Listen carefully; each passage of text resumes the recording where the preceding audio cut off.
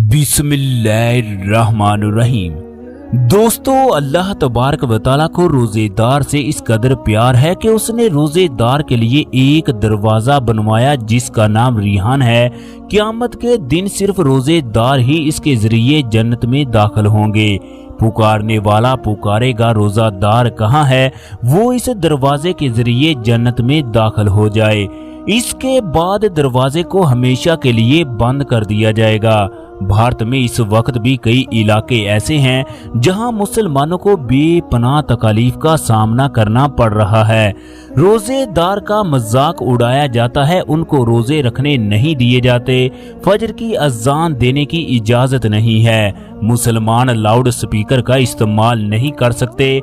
ऐसा ही एक वाकया 14 साल की बच्ची के साथ पेश आया जिसने वहां पर मौजूद हर किसी की आंखों से आंसू जारी कर दिए। आज दुनिया चांद पर पहुंच गई, जबकि आज भी हिंदुओं के ख्यालात किस तरह के हैं। वो बच्ची 2 दिन से रोजे से थी, फिर वहां की पुलिस ने ऐसा क्या किया कि आसमां से बच्ची की मदद के लिए फरिश्ते पहुंच गए। भारत के शहर जयपुर में एक ऐसा भी गांव था जिसके तमाम लोग हिंदू थे। इस गांव में सिर्फ एक औरत और उसकी बच्ची मुसलमान थे। औरत का खामद कुछ अरसा कबल इसी गांव में किसी अजनबी अफराद के हाथों कत्ल हुआ। औरत की बेटी दूसरे गांव में कुरान मजीद पढ़ने के लिए जाती।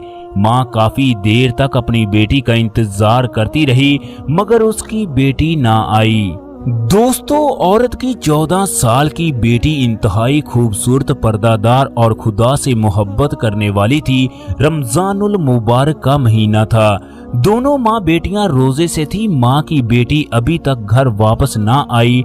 वो औरत अपनी बेटी को तलाश करने के लिए घर से निकली और उस रास्ते की जानब चल पड़ी जहां से उसकी बेटी गुजर कर जाती थी। वो औरत अपनी बेटी को तलाश करते करते दोबारा घर पहुंची तो उसकी बेटी घर के सहन में बैठकर रो रही थी।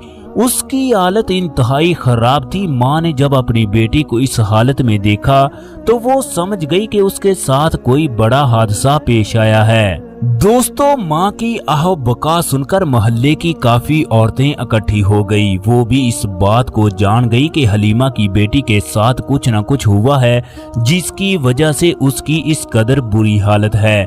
इतने में एक हिंदू औरत कहने लगी, लगता है तुम्हें अपनी बेटी के कारनामों की खबर ना थी, लगता है ये किसी न किसी के साथ मुंह काला करके आई है। उन औरतों की बातें हलीमा की बर्दाश्त से बाहर थी। हलीमा ने अपनी बेटी का हाथ पकड़ा और वो थाने के डीएसपी के पास चली गई।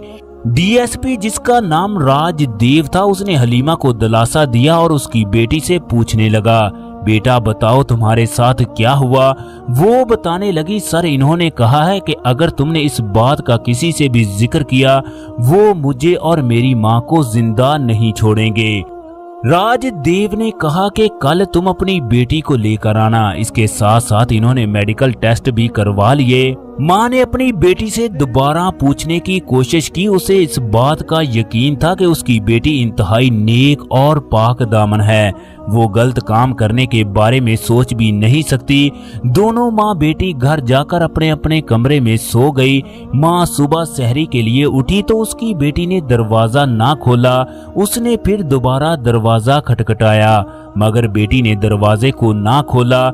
चनाचे माँ ने किसी न किसी तरीके से दरवाजे को तोड़ा और अंदर दाखिल हो गई तो सामने का मंजर देखकर उसकी आंखें फटी की फटी रह गई क्योंकि उसकी बेटी मुर्दा हालत में कमरे में पड़ी थी। चनाचे वो सीधी डीएसपी राजदेव के पास गई। इन्हें तमाम मामले से आगाह किया कि उसकी बेटी ने अपने आप को खत्म कर लिया है। पुलिस ने मौके पर पहुंचकर जब तमाम चीजों का जायजा लिया तो डीएसपी ने कहा, बहन आपकी बेटी ने खुद को खत्म नहीं किया बल्कि डर और खौफ की वजह से वो इस दुनिया से रुखसत हुई। पुलिस के जाने के बाद मोहल्ले वालों ने हलीमा को ताने देने शुरू कर दिए कि मुसलमान किस तरह अपने बच्चों की तरबियत करते हैं। ये अपनी बेटियों का ख्याल भी नहीं रख सकते। अगर ये अपनी बेटियों का ख्याल रखे तो इन्हें इस तरह के हालात का सामना ना करना पड़े। दोस्तों कुछ औरतों ने कहना शुरू कर दिया कि शुक्र करो वक्त पर तुम्हारी जान छूट गई। हलीमा ने तमाम औरतों की बातों पर सब्र किया। अब माँ को अपनी बेटी के कफन का इंतजाम भी करना था। इसकी वजह गांव में कोई भी मुसलमान ना था, लिहाजा उसे दूसरे गांव में इमाम मस्जिद के पास अपनी बेटी के जनाजे के लिए जाना था। चनाचे दूसरे गांव से कफन दफन के लिए औरतें आई। इन्होंने हलीमा की बेटी को गुस्ल दिया। इसके बाद वो तरह तरह की बातें करने लगी।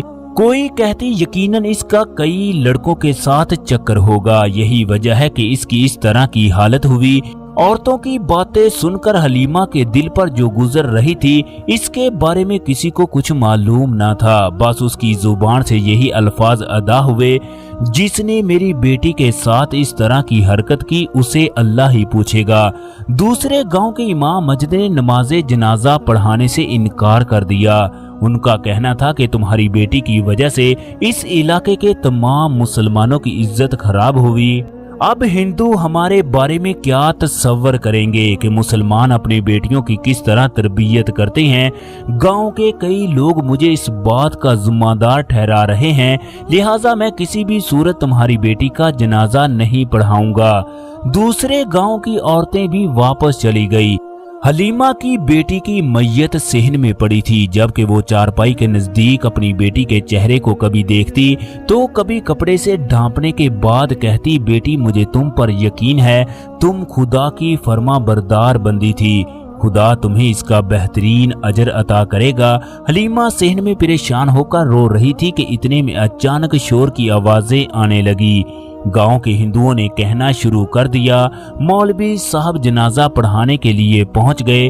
उस अल्लाह रब्बुल इज्जत के नेक बंदे के साथ 40 लोग ऐसे थे जिनके चेहरों से नूर झलक रहा था। तमाम के तमाम लोगों के सफेद कपड़े थे, उनसे ऐसी खुशबू आ रही थी जो दिल को मुअत्तर कर देती। हलीमा के दिल को सुकून हो गया कि इस कदर अच्छी जमात उसकी बेटी का जनाजा पढ़ाएगी। फिर उस जमात का अमीर कहने लगा, लगता है आपकी बेटी इंतहाई नेक थी।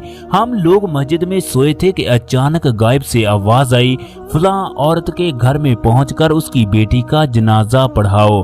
चनाचे मैं 40 लोगों को लेकर जनाजा पढ़ाने के लिए आ गया। वो कहने लगे, ये बच्ची हमारी बेटियों की तरह थी, लिहाजा हम ही इसे कंधा देंगे। चनाचे हलीमा की बेटी का जनाजा पढ़कर उसे कब्रिस्तान में दफन कर दिया गया। बाद में हलीमा को पता चला ये कोई आम शख्स नहीं बल्कि वक्त के एक मशहूर वली हैं जो उसकी बेटी के जनाजे के लिए आए। कुछ अरसे के बाद पुलिस ने उन लड़कों को भी पकड़ लिया जिन्होंने उसकी बेटी के साथ इस तरह का काम किया। दोस्तों कौन अच्छा है कौन बुरा है इसका पता अल्लाह रब्बुल इज्जत की जात को है। अल्लाह तबारक व तआला के सिवा कोई नहीं जानता कौन जन्नत में जाएगा। अल्लाह तबारक व तआला हम सब को नेक अमल करने की तौफीक अता फरमाए, आमीन। दोस्तों आप लोग भी कमेंट बॉक्स में आमीन जरूर लिख दीजिएगा। शुक्रिया।